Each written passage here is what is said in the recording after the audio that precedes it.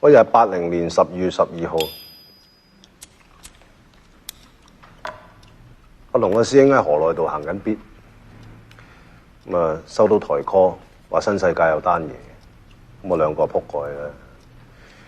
The 2003 movie Infernal Affairs 2 was staged at the former New Territories Magistracy, which was opened in 1961 as part of the government's plan to serve local communities in response to the post-war population expansion.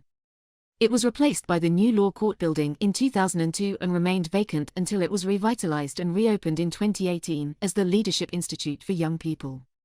Because of its unique characteristics, the magistracy has been a favorite for filmmakers trying to replicate the scenes from the time of colonial Hong Kong. I also found a script accompanying some video footage from a photographer named Yami Pang produced in 2022. Blink if you'd like me to read it to you now.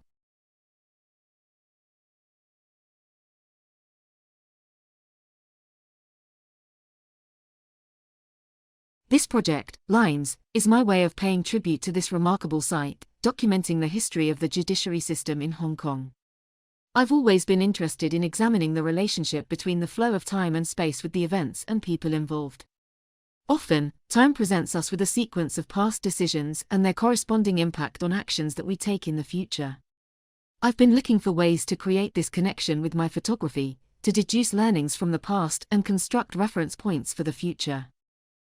After experimenting with different strategies, I've decided to present the magistracy by documenting myself, my vision, and my emotions on a fictive time travel.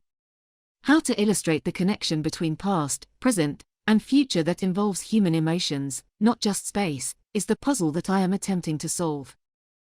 Mauricio Lisowski suggested that delay is the place where an authentic subject is constituted in the here and now towards which the past and the future flow together.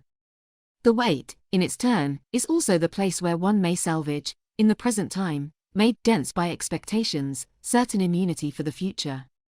And these delays have taken exceptionally long for me as I wanted to recreate the emotions before deciding on the moment to capture.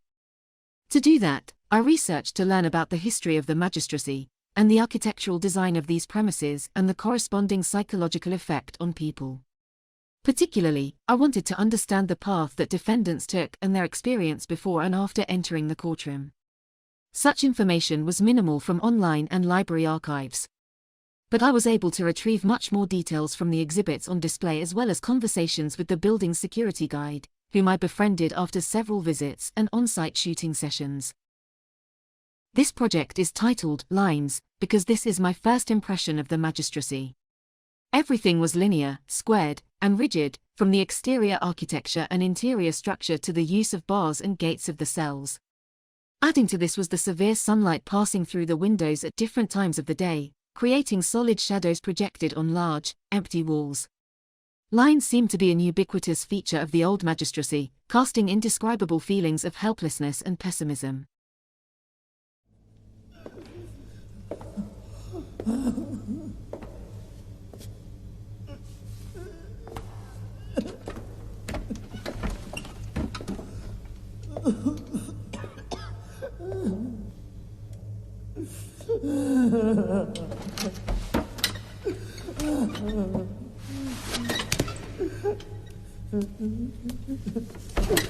喂，做咩啊？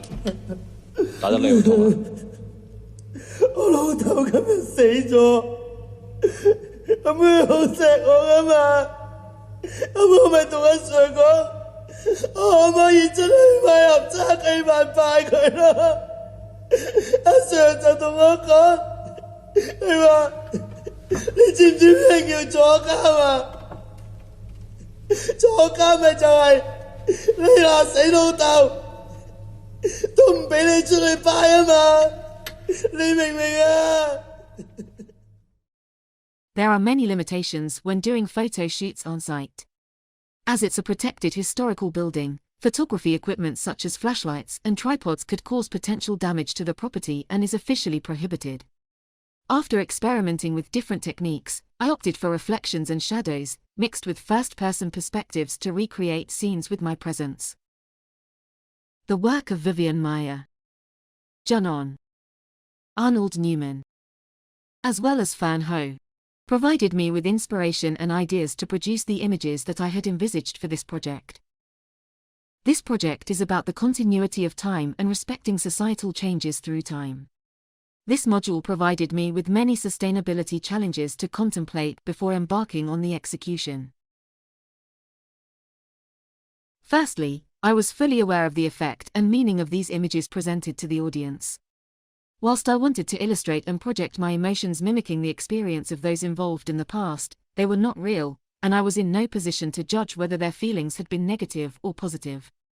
But I wanted to be true to what the camera had captured. I have also decided to leave these images untitled and uncaptioned to let the reader's gazes decide how these images should be interpreted.